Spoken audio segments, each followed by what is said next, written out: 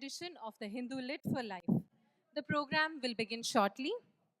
Please take your seats and switch your phones to silent mode. Request you to not move around during the session as this may distract the speakers. We would like to remind you that coffee, tea, and food can be bought at the stalls outside the main auditorium. Assisted by the Chennai Kalai Teruvira, the Hindu Lit for Life is committed towards making the festival a zero waste event by reducing our environmental footprint and enlarging our social footprint. So, we encourage you to go BYOB, bring your own bottles, bags, and bicycles. Water is free as it should be at the Hindu Lit for Life. As we go towards bringing zero waste, we would appreciate it if you could bring your own water bottles and fill water from the various dispensing points across the venue. We also encourage you to use public transport to come to the fest. If you do, please keep your ticket and head to the zero waste counter for a reward. Those who bring 10 copies of the Hindu to the Hindu lounge at this venue will also receive a cloth bag for free. Washrooms are available at the balcony level. For updates on the go, please follow the Hindu Lit for Life on Facebook, Twitter, and Instagram. Don't forget to hashtag LFL 2019 when you post about the festival. Our panelists will be available for book signings and interactions outside the venue after their sessions, so please don't crowd them as they leave the stage. I'll take a minute now to thank our sponsors. In association with NewsX, associate sponsors VR Mall Chennai, fresh food partner ID Foods, session sponsor United India Insurance, bookstore partner Higginbotham's, water partner Archie Water, Wi-Fi partner ACT, radio partner Fever FM, and brought to you by Theme. Ladies and gentlemen, welcome once again to the Hindu Lit for Life 2019. Let's now begin our first session for the day, Fetters on Creative Expression, Art and the Politics of Dissent.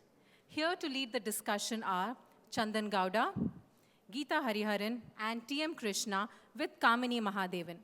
Ladies and gentlemen, a big round of applause for our guests, please. To introduce our guests very briefly, Mr. Gowda is a faculty member at Azim Premji University, Bengaluru, and also a newspaper columnist and translator. He has translated U.R. Ananthamurthy's novella Bara and also compiled and edited The Way I See It, a Gauri Lankesh reader. He is presently completing a book on the history and cultural politics of development in Old Mysore. Our next guest, Ms. Hariharan, is an acclaimed writer and author whose works have been translated to French, Spanish, Dutch, Greek, Urdu, and Vietnamese, among other languages. Most notably, in 1995, Ms. Hariharan won a landmark case in the Supreme Court, earning Hindu women equal guardianship rights over their children. Her new novel, I Have Become the Tide, will be published next month. Our next panelist, Carnatic vocalist TM Krishna, goes beyond the mandate of classical music and culture to freely express his thoughts and ideas on the human condition and society.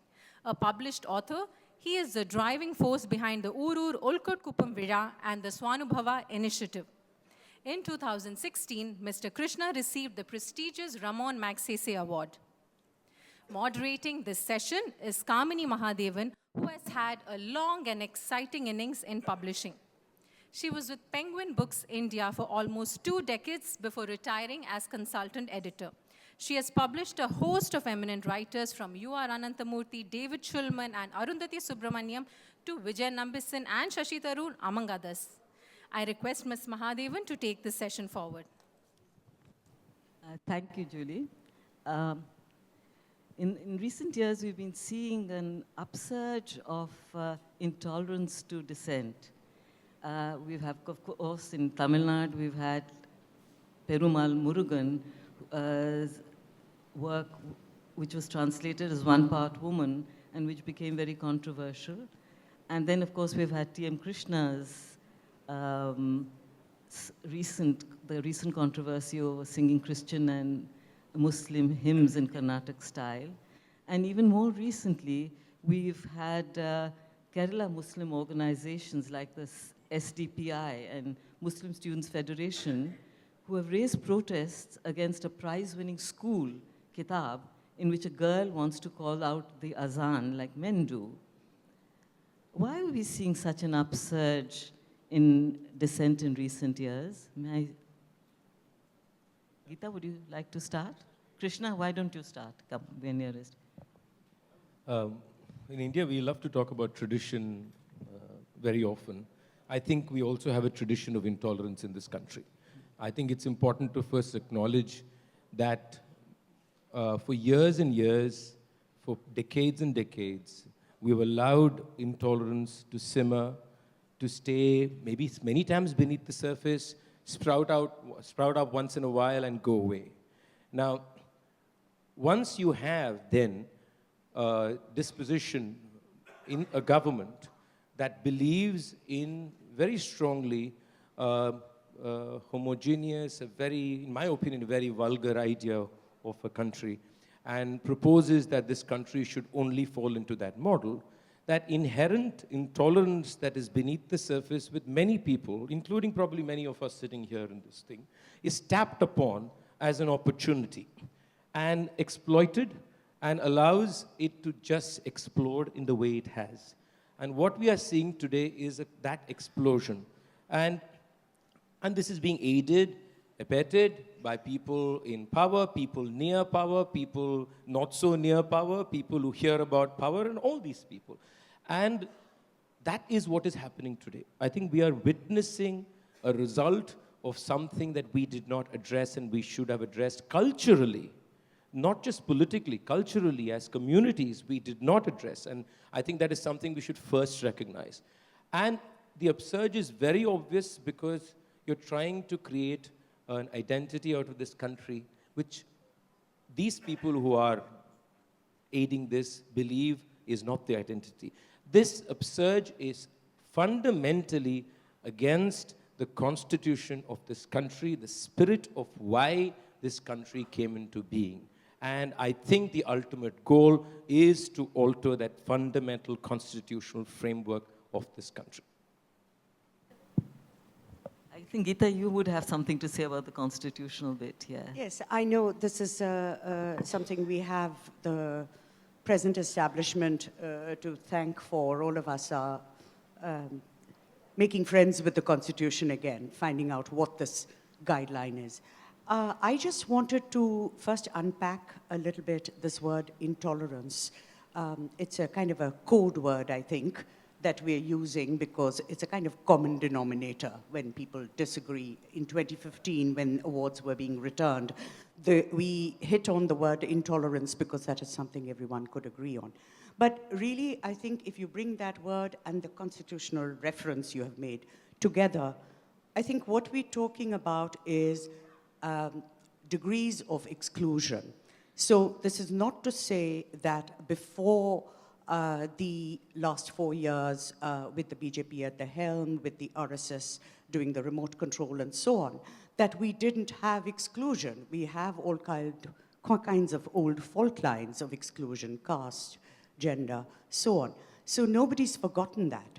But certainly in the last 4 years, with a lot of work going on from the 90s, the degree, the manner, the all-pervasive nature of exclusions, a whole spectrum from what might seem a very middle-class, very cultural fraternity sort of thing, like Nayanthara Sehgal getting disinvited this month from giving the keynote address at the Marathi Sammelan because the MNS says we will protest in our trademark manner.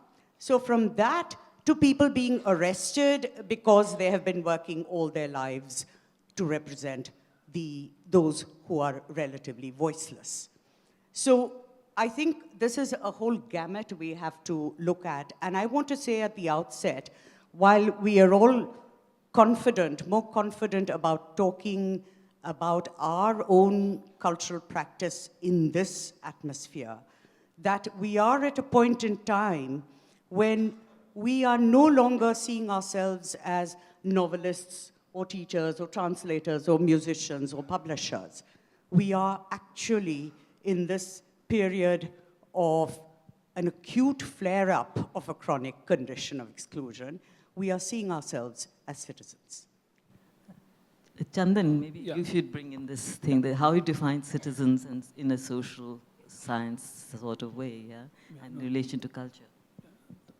You know, the examples that came up in the course of these responses, the Maratha pride, the caste pride in the Berman Murugan case, or the Muslims in Kerala trying to, they're all very different cases, instances of a community responding in a certain way, but we're not even sure if it's the community responding. It's a few people who take initiative and try to say, this should not pass. And they create confusion, they try to mobilize support, and we're not entirely sure how that effort has passed on. Having said that, I mean, there are anxieties about attachment, about the future of a community identity, etc. People are cashing in on it for all kinds of political ends. Each case different. But the response to this, I think like Krishna was talking about the constitution and citizenship, which is an important response, but that I feel can't be the only response. Because I think something that we've realized in the last few years is how the Constitution continues to be a document from above. It has not translated into a popular literacy. And I'm not trying to say, oh, that's what we should be doing. Now let's take the Constitution to all the villages and make people understand. That some might want to do that. But I feel if there's existing reservoirs of sensibilities that approve of good conduct or good ways of being together, which will have sedimented across the ages, or even it can be creatively present even without a history, I don't know. But to engage in that world, I feel is important, and Krishna as an artist, I think, does that. There's a Krishna the artist, and there's a Krishna the intellectual, and they're not always in tandem, and I think they're different responses.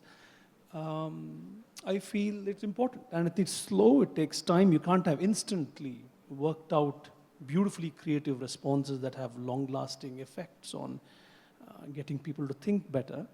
But the work is getting difficult, and one has to respond to in evolving situation. Yeah.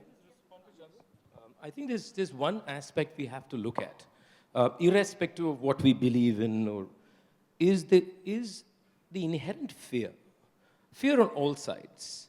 Fear even within the person who thinks T.M. Krishna has no right to sing this song. There is fear there. So I think this is the fundamental thing that has happened in our society, is making sure that that fear of something, of loss of identity, of loss of ownership, loss of community, it could be anything. And for us, it's the fear of loss of plurality, but ultimately it is being scared. So if you speak to somebody, which is why logic never works, facts don't work, data doesn't work, because I feel scared that the fact that I have too many Muslims around my home is going to affect the way I am culturally. The feeling cannot be denied. The question is, how have we allowed that fear to become a reality? And how do we as community address that fear for everybody? Let's cut across all differences, cut across all ideologies or positions. How does one address that fear? Because I think that is where probably we have some kind of a handle or a conversational point to bring people together. Why do you feel? Because the anger and the screaming and the abuse is a result of that fear. And I think that needs to be addressed. I'm not talking about the tools that are being used or the goons that are basically doing it for other profits. I'm just talking about just everybody. And how do we as communities address that fear? Tell me, but I mean, as artists, as musicians, as writers, and social scientists, does that fear really, sort of condition the way you think, the way you express yourself, or is it, in fact, sort of, in fact, encourages you to come out more courageously and make sort of an intervention in your own mediums? May I request a couple of other mics here, so we don't have to pass this up and down? Maybe we'll share this one. Oh, yeah, we'll share. Before I respond to that, I just want to say something about this business of fear. I think you're being kind, Krishna.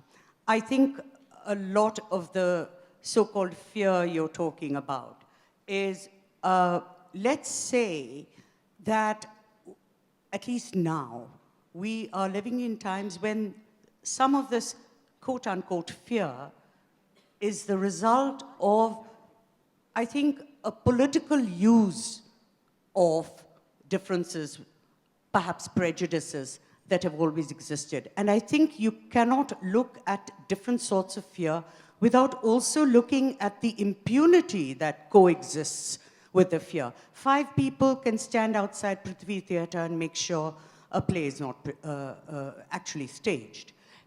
So I think we have to complicate that a little more. Well, I agree with you, but I think the complication was there, what I said in the first statement, where I did not discuss fear. And we come to the conclusion that we do live politically in a time of extended marginalization and a political conniving attitude towards it. I think there's no disagreement there. But I think that there is also the aspect of why this feeling exists. I think it is important for us to definitely ponder about that, completely conceding that behind that there are agendas, behind that there are manipulations, but the person who's manipulated also has to be thought about. That's the point I'm trying to make. And I agree it's complex, but I think it is essential we think of it not just for the next 2 years. I mean, for our future, we have to think about this. If I'm going to have a conversation about this, I have to address this, because the manipulation is also a result of something else. If I can get manipulated and come and throw a bomb or go and kill somebody, I mean, what results in that possibility is what I'm talking about. Very quickly on the question of fear, I mean, there's one basic fear of doing one's work freely, and I don't think anyone in this room can feel confident of calling the police and being sure they'll show up in the next 10 minutes. And and it's become very clear, and it's becoming to matter in a way it did not before. I think, can you say something about Gauri Lankesh, for example, your experience of how did she fearlessly go ahead despite writing? I think precisely because she was fearless. I think someone tried to say that you can't be this fearless. You better be careful, etc. So, but the other fear is fear of doing one's work. As a social scientist, and there are many in the room who will understand what I'm saying, is you fear getting into the non-secular world. You're happy to proceed. All communities are made up of individuals with rights and with names, and you proceed. No one gets into the life of the communities. You don't need to know the cultural memories of a community before you can talk about them being powerful or powerless.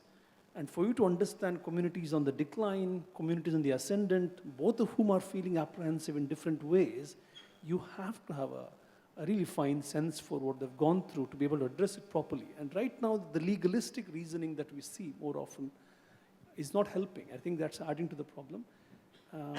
The fear of the non-secular, I think, is a very important fear. I don't want to prioritize it over everything else, but if you're doing work within certain modern intellectual spaces, you absolutely fear how the professional community responds to what you're trying to do. Yes. You spoke about I think we can address the individual experience on the one hand, and then go beyond that, enlarge that. So at the individual level, what do we mean by all this sort of generalized talk? It means that we're honest, we'll admit that, as I write a novel now, there is somebody else sitting in the room, in all honesty. It's a person you argue with. It's a person who's saying, are you asking for trouble? Are you even attracting trouble? Sort of pushing yourself onto the stage. There are all kinds of complicated questions in any case that a novelist asks herself as you write.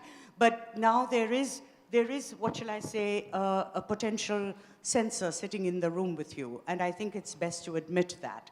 And we women writers know about the censor anyway. But this is a new sort of censor. So that is there. I imagine that while Krishna does it, before he goes on stage and sings, there is a little baby butterfly sitting in your stomach. Because, finally we are writers and musicians and filmmakers. We're not activists. It would be insulting to those who work day after day at activism and endanger their lives at great personal cost. They do what they do. So there is that. But in a way, where do we get this very little middle-class courage from? It's from the larger groups. It's from the fact that in these present times, we have made alliances, we've got to know other constituencies. So if you are Muslim, and I suppose depending on which class you belong to, which gender you belong to, which region of the country you belong to, the varying degrees of fear you experience, even if you take a train, as Junaid did, for example. We are learning all the time. This is what gives us courage as cultural practitioners. So we are learning about all the Rohits in the country. We are learning about the farmers. It's as if, you know, we are an astonishingly ignorant class, and it took the Farmers' March for us even to get updated about what exactly is happening with the farmers or the workers. So in a way, I think these alliances, these stories of resistance perhaps, our new knowledge, our new ways of knowing, is perhaps what we should concentrate on, because I think everybody in this room knows about the various fears, the various ways of crushing dissent, the various ways of new manifestations of old fault lines.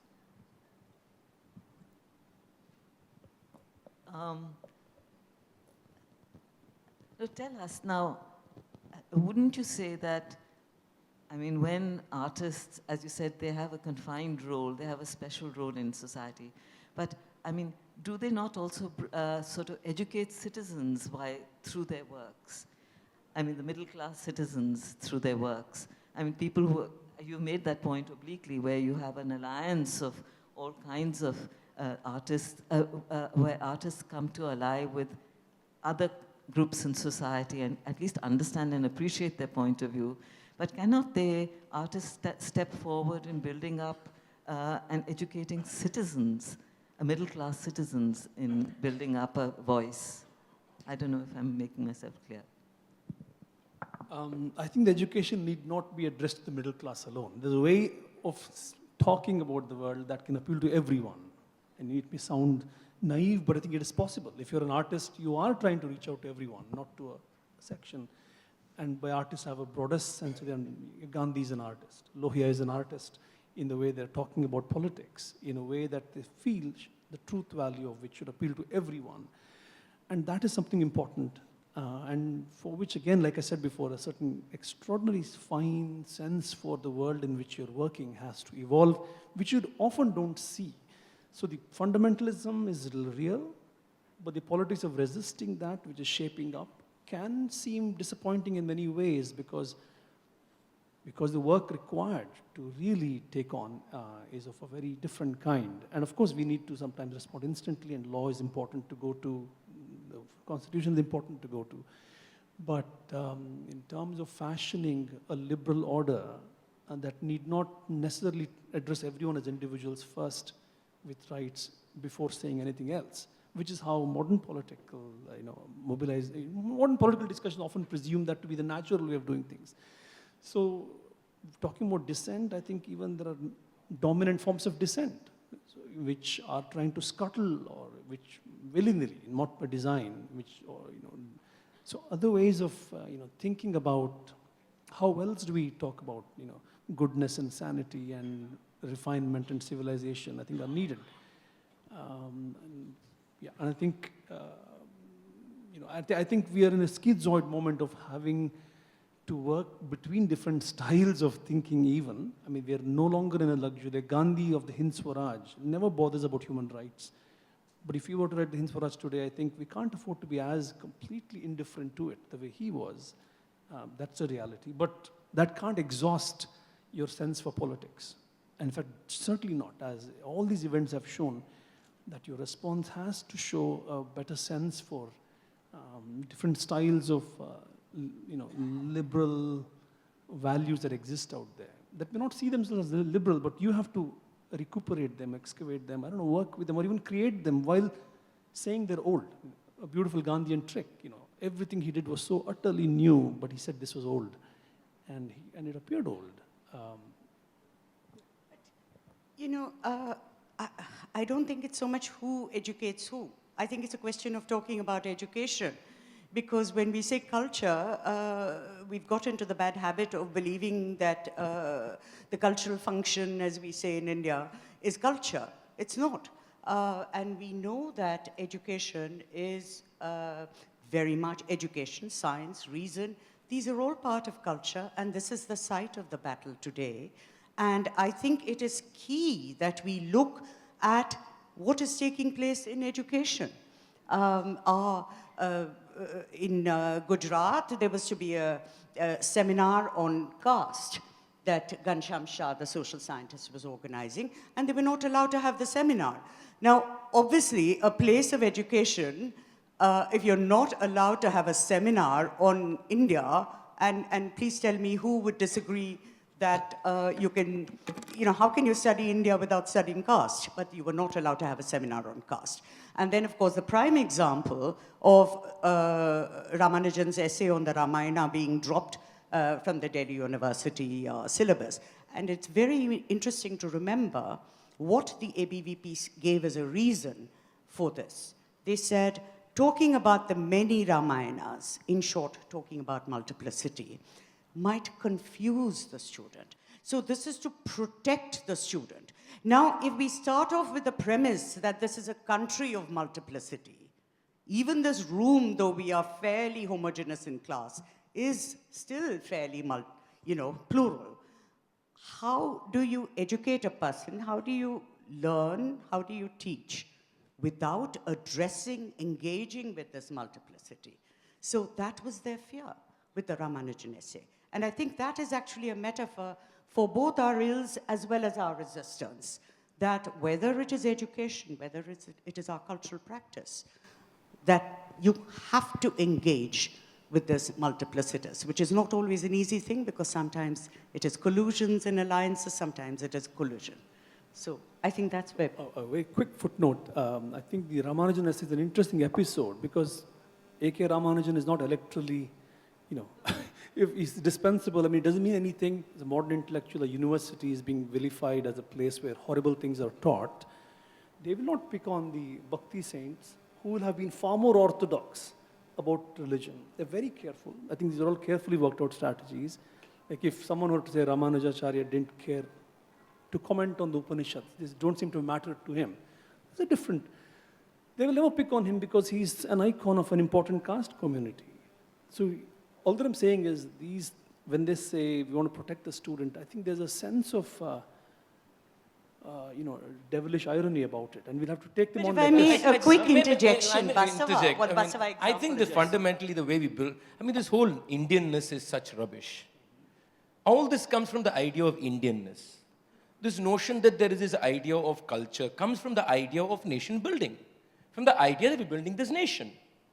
And unless we first address that total nonsensical thought, there's no point talking about multiplicity and then talking about cultures. I do the same nonsense. I also talk about multiplicity in cultures. It goes to nobody's head. It doesn't even get into my damn head.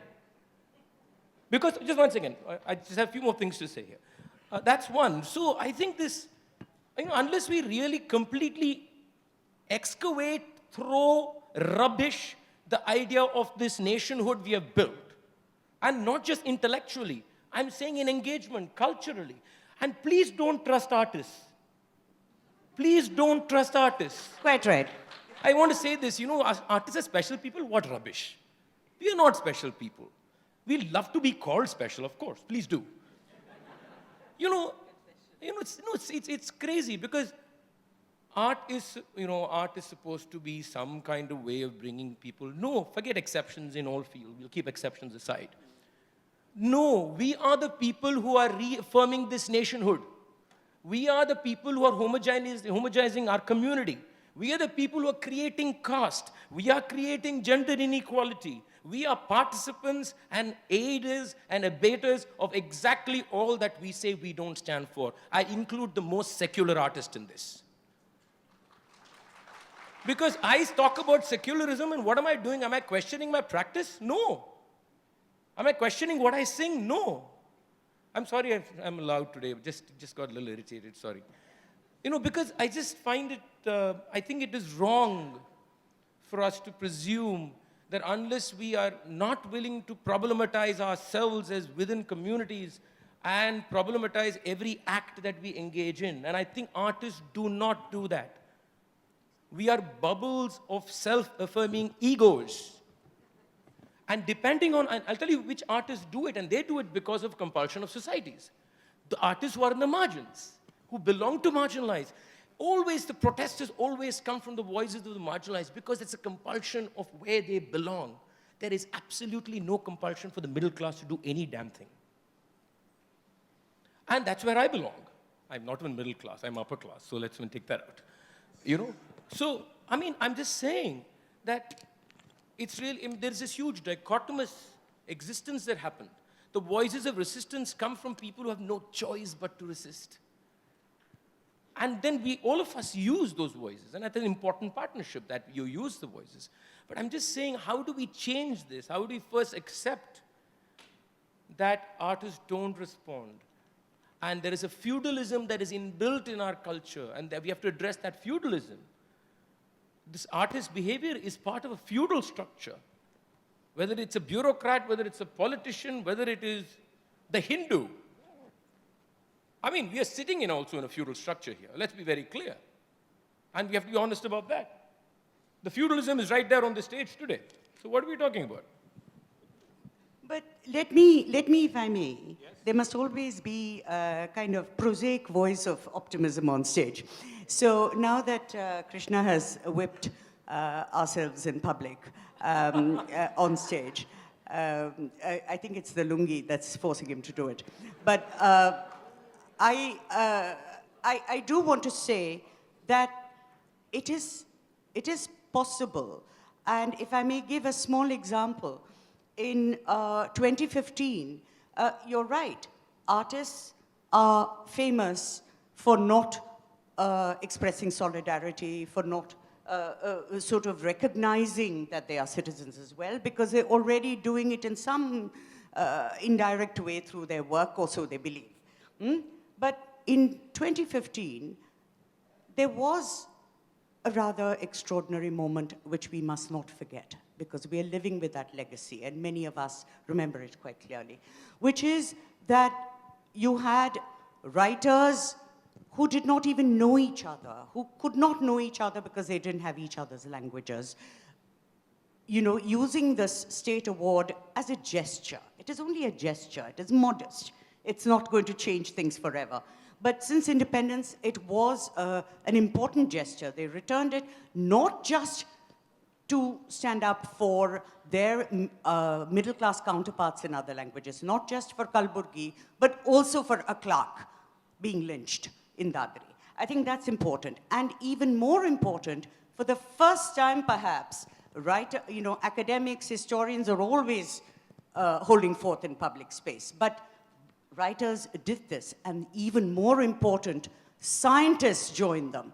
Scientists who are not known, worse than artists. We don't have a scientist on stage to whip, to speak up. But scientists joined us, and we actually learnt about each other. This is a very small, modest, and behind the scenes, there were a lot of arguments, I can tell you, about the word intolerance, about gender, about caste, and so forth. So this is a small, important step. I don't think any of us disagree. I mean, that those were very important moments. But there is an inherent problem if it has to only happen when somebody dies. I mean, somebody has to be, I mean, that we have to recognize first, that somebody has to be killed or somebody has to be threatened, that you have to come together. Which means that the nature of your interaction with society, whomsoever you are, and your work, is not problematized enough. That we need a trigger like that for us to actually be citizens that we are beyond the scope of what we do. And that's what I'm hinting at. I'm not optimistic. I just don't want this, I just wanted to push the pedal on how we are building these structures, that's all. Very, very quickly, Krishna. I can't agree with you more that culture has to be freed from the nation, no doubt about that. And definitely not to be used as a project of nation building, etc. These heavy, bad words. Culture itself is a bad word.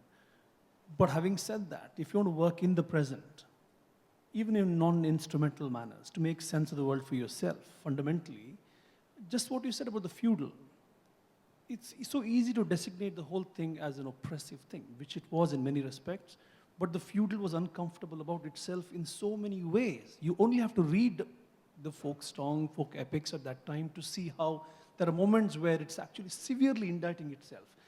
And because the feudal and the medieval, or whatever word you want to be used, none of which come from here, which is massively present, and you're trying to work with some, the bases of good moral reasoning, many of those things are still valid as source of intelligibility. And instead of a clean cut, let's forget everything and move on afresh, which is an important approach I see in I don't think I was saying that. I think but there's a go way ahead. of aligning yourself with the past. I think the question of memory is important, and I think our education has really done away with the layeredness of memory, given us a flat political detail like history, which is what is the Well, I don't- battleground of so many controversies. But does anybody know, this rich reservoir of self-critiques that exist? In fact, that's the interesting part. I mean, today, the vachanas of, say, Basava, why are they sort of a source of inspiration to many, or Kabir's songs? And I mean, there's a whole revival of Kabir now. Why is it so important to people who have begun to think out of the box, who are troubled by this sort of dominance and hegemony? I mean, I think that's the point. I don't think I was hinting at any point to... I mean, I sing Tyagaraja and Perumal Murugan on the same stage. Why do I do that? I've not said I'll stop singing Muthuswami Dikshitar. I've not said I'll discard them and throw them into the Bay of Bengal. No. But therefore, the point is not to... I'm not talking about severing the past. I'm talking about actually working with the multiple pasts and the multiple presents. There are so many presents here. And problematizing them in the way we live, not in the way we respond to a situation. Two very different things. And that requires a certain discourse, which is through education, through conversation, through partnerships, and so many other things. And here the conservative, the liberal, all are just words, ultimately. I mean, you can just throw it, right? Not even important. If you're willing to have those conversations. But unless you're willing to recognize these various forces in play from the past and the present, and allow them to actually, within yourself and within communities and within your work, then it becomes very, very homogeneous. And so there is not a question of discarding you can't discard the past. The question is, how are we going to bring the different pasts? Do we, first of all, have within us different pasts? That's the first question, or do we have one past? Which is where Ramanujam became a problem, because the people who hated it had only one idea of the past, or one idea of a mythical past, whichever way you look at it. So the multiple paths have to exist in our education, in our understandings. Then it becomes interesting. I just wanted to take back the nation that you sort of seem to push off stage for a moment there. I think that it would be mocking the efforts of our freedom fighters who had a certain vision for the nation they were building. And a nation is not a bad word. That's how we survive. However raggedy it is, this is what we have. The attempt, the vision was an inclusive one. So the minute we get into this current model of the nation, the Hindutva model of the nation, let's remember, is actually from elsewhere. It's a Germanic model, so it's Hindu, Hindi, Hindustan. And that is not the nation that was envisioned. But even more important, it's not just protecting some earlier notion of India. I remember during the troubles in JNU in 2016, some of the student leaders said to us, we're not going to talk about protecting an idea of the Indian nation. We're going to talk about remaking the idea of India, remaking the Indian nation. And I think that is something that all of us cultural practitioners, wherever we come from, whatever form we use, are in fact engaged in. And many who think they're not engaged in it are in fact engaged in it. That's a rather good note to open up the floor. So please, questions. How much time do we have, please, for questions? We have time. Yeah. Huh? What time did we start? Great. We have 10 minutes, so I'm sure there are lots of questions I can see, from the floor. Please. Hi. Thanks for the outburst, Krishna. But to just sort of art in all contexts today, especially in the progressive circles, is discussed as performative. Culture is discussed as something to be consumed. What about culture in its existential form? What about people who live culture, who live art? Even the progressive voices have conveniently, for political reasons, chosen to curtail certain cultural practices as being detrimental to the larger society, whereas the voices that inherently possess these cultures have been disenfranchised from the argument itself. So why are we so comfortable positioning ourselves as progressive voices when we don't have it in us? Or should we continue to fester in this sort of environment where we believe we know best, rather than allowing for the larger cultural system to speak for itself? Because, for instance, Kabir came into conversation. Kabir is acceptable. Meera or Tulsidas are not. And there are very many communities that sing Meera as their cultural practice. What about them? It was addressed to you, Krishna. I think if there's an underlying, unstated thing, it was there. I mean, I think we're all trying to question the notion of progress itself. I mean, there's no clear sense for, one nice way of arriving at somewhere. And India won't allow you to go there so easily anyway. So yeah, and I think the question of being democratic about being democratic will require you to engage with all these life worlds, and not in an instrumental fashion. I keep insisting it has to be of an existential kind of an interest. I think that will allow for a different form of a political reasoning, if you will, which is not ideological reasoning, which is not legal instrumental reasoning. Sorry, all these sociological terms keep coming up, but a different kind of moral reasoning that allows a certain groundedness in memories and that pulsate with existing sensibilities. I think is important. I mean, I think Krishna does that in his work. I entirely agree. I think the word progressive itself is filled with condescension.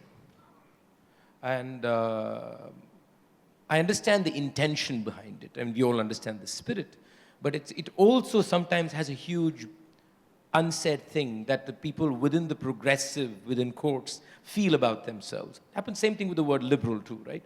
And I think it's important to kind of take the knots out, maybe even and completely open it up. Then I think Meera, Kabir, or Tulsi, or Tyagaraja, or anybody, they become part of this discourse. See, first of all, any person or any inherent practice that we pick does not have only one window. It has so many windows. And therefore, we have to be able to see all the windows. And we choose which window to see in whom. And constantly hit upon that because it's convenient for our discourse. That has to change. That definitely has to change. We have time for a couple of questions, please. Yeah, maybe take two, three questions. 2-3 questions at one go. Please, can we just pass the mics around for... Let's take all the questions together and then we address them, yeah? Thank you so much, Mr. Krishnan. When you presented the idea of Indianness is rubbish, it's very interesting. But at the same time, now the very use of the language of India, I think you might have invited yourself to realize the multiple journey with India, even linguistically. The word India was not existent 200 years ago. We had the word Bharatabarsha and Aryabhata. So therefore, now in your critique of the idea of India, have you realized the multiple journey with India? And in terms of the larger frame of the larger frame of conversation here, now in terms of dissent, art and politics, now what is the dimension of responsibility? You are pointing in that direction. And Chandan, when you agreed so easily that culture is a bad word, as an anthropologist and sociologist yourself, Now, what is the multiple implication of the journey with culture? Yeah. Yeah. I think we'll have to stop with that. One more. One question. I mean, I wanted to ask Mr. T.M. Krishna. I have been following his work quite closely, and he comes across as a musician, an intellectual, an activist. And Githa also said something about middle class. So it's my personal, I would say, an insight that the middle class and the upper middle class in India, what Arundhati Roy says, that the kind of exclusion, they've gone into outer space, and there seems to be complete dissonance about the problem that the marginalized, the common people they face. What is the question? The question is that how does one kind of come to a realization of what he is doing in his private life and what he is doing in his public life? So I will give you an example that you find senior technologist executives in highly educated people, but sprouting such bigotry when they come into their private lives. So how does one reconcile with what he or she is in a public persona and what he does in his private life? That is what is leading to bigotry. And how does one answer this Please, question? 1 minute. Yeah, please. Let them answer.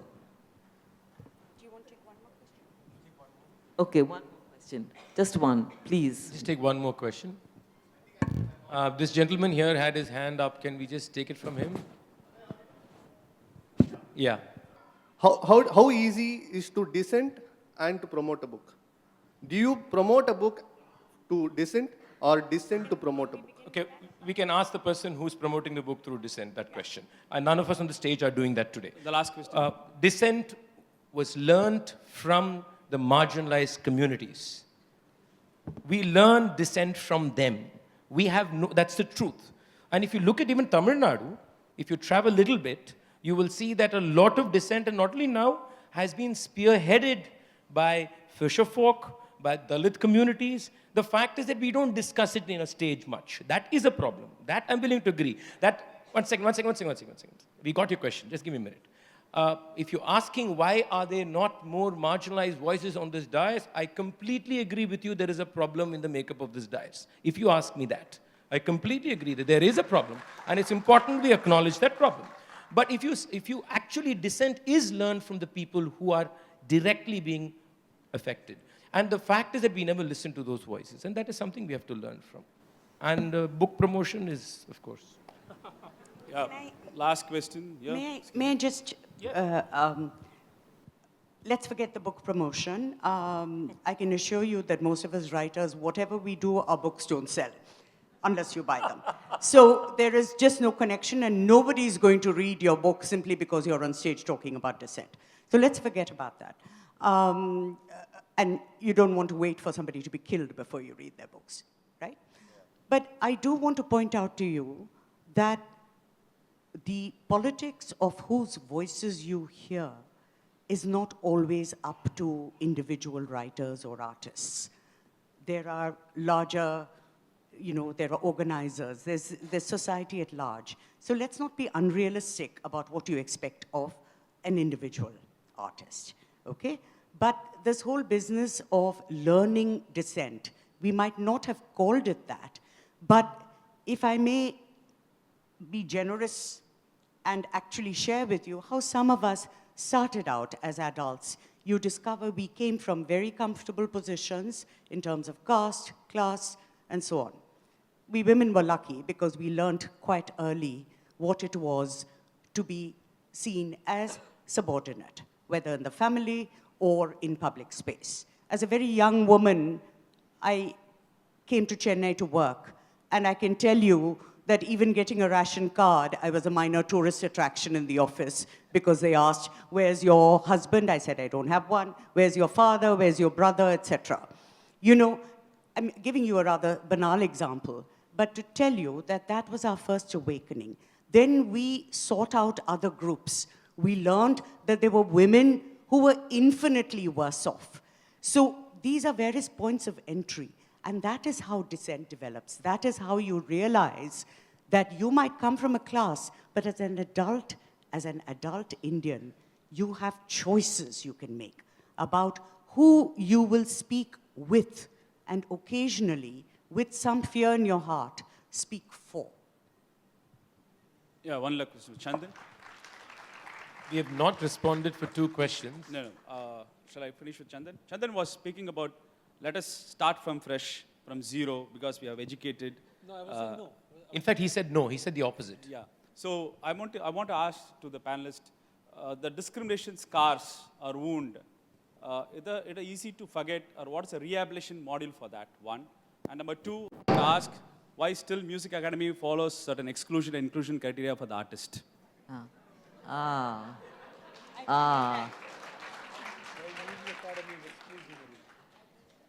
Well, I think, Krishna, you will have to wrap up the thing now. I'm going to start with the Bharata Varsha question, which I thought was very intriguing. First, I think more amount of understanding how this concept of Bharata Varsha came in and became a political tool in the last 150 years also needs to be looked at. I have a problem with even the idea of Bharata Varsha, not only with Indianness. Okay? So I have a problem with both. No, you can't argue now with me. You ask the question, I can answer, you can argue outside. Because I believe every one of these are political models that are being promoted by certain powerful tools. Now, the idea of India that Githa spoke about is slightly different, and that's a different kind of a conversation. But both these are tools of trying to create a certain homogeneous, majoritarian ideas that is being promoted. And to me, Bharatavarsha, we can where Indian word came, where Bharatavarsha came. If you wanted to redraw the map up to Indonesia, you can do that also. But all this to me is still a political methodology of reaffirming a certain, in my opinion, homogeneous, monolithic, oppressive order. That is my humble opinion. The second question that came up. No, that question is pass. Because I'm not a committee member in the Music Academy, therefore I can't answer for them. Yeah, can somebody else do that? Chandan? No. I'll answer Anand's other question about why culture is a bad word. Oh, that was left over, okay. No, in 2 sentences, I mean, it's because it's an anthropological word. It simply says culture is a result of human activity. So you put man at the center of culture. As the maker of culture, you keep out theology and God as existing things. And basically, it allows for a certain idea of history and locating activity in historical time in very, very dull, drab, oppressive ways. But it's a word that we often have to use for lack of a better word. But I'd be wary of that word for these reasons. Can I say just one thing to your question of the middle class? I think our private schooling has to be first closed. I'll tell you why. Private schooling cultivates caste homogeneity. Okay? The whole idea of private schooling is a caste monolithic figure, or shall we a bandwidth of caste monolithic figures. Okay? This is across this country you will find it. And now that automatically means, as a student, I may be from a liberal family, I may have liberal conversations, but the fact is I don't have real interactions, real relationships with multiplicity that we are all talking about. Through my schooling, through my friends, nothing. And then if you expect a person to understand, to experience, no human being changes because they understand something. They have to feel something. When there is no feeling happening between communities, between individuals of communities, between going to their homes, sharing a meal, understanding different kind of practices, whatever, then this dichotomy is obviously going to be there. And this closetedness will be there. There will be many who are not. But I think if we can actually create public schooling as the way, it's not going to happen, but I'm just still saying it, it may be a great step of a possibility of multiplicity of people coming together from the time that they are in kindergarten. That I think will play a role. Yeah. She'll get the last word. Absolutely. Yeah, I think we've spoken about a lot of interesting long-term strategies, long-term plans. But may we leave on the note of a short-term, immediate, urgent plan, which is to think not about culture or with capital C, but to think of cultures, to think of nation as something that we are creating that does not exist independently of us, The Constitution belongs to us. And come April or May, we will get this country back. Thank you.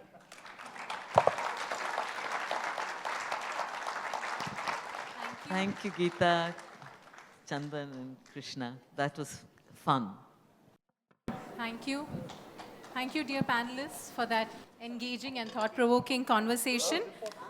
They will now be available for book signings in the main auditorium building. Our next session begins at 12:15 p.m.